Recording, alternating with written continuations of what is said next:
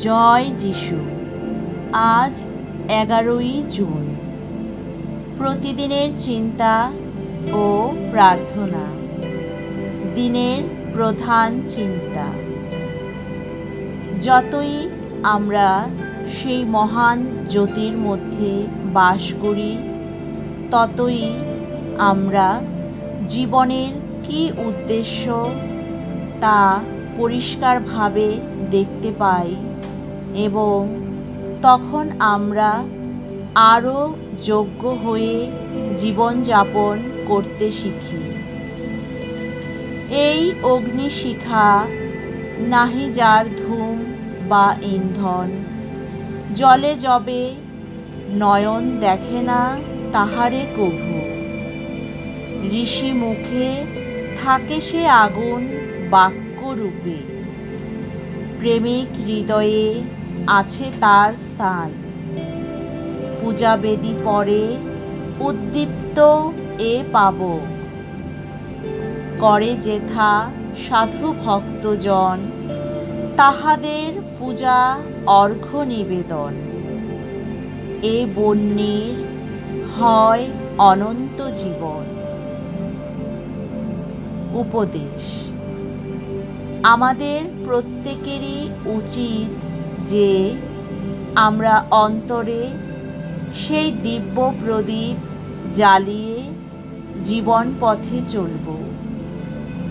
যখন দুঃখ দুর্ভাগ্য আসবে, তখনও এই দ্বীপ জ্বলবে। এ জগতে হঠাৎ ঘটনা বলে কিছু নেই।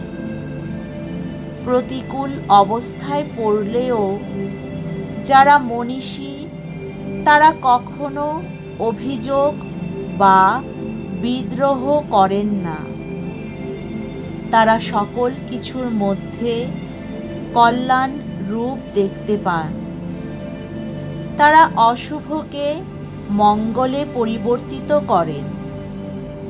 যারা গভীর চিত্ত, তারা কি মহিমময়, কি স্থির ধীর। এই সত্তা, এই স্থির ধীর ভাব কোথা হতে আসলো? অন্তর্জাত সাহস এবং প্রসারিত দৃষ্টি এর পিছনে। প্রার্থনা। সেই পরম প্রভুর শ্রীচরণে আমার হৃদয়ের প্রার্থনা নিবেদন করি।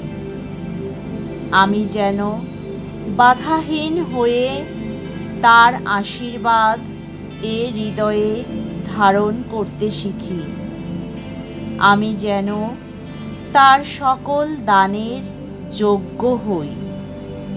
তার কল্যাণ জ্যোতি যেন আমার মধ্য দিয়ে আলোক বিকিরণ করে এবং আমার প্রাণে প্রজ্ঞা বুদ্ধি আনায়ন করে।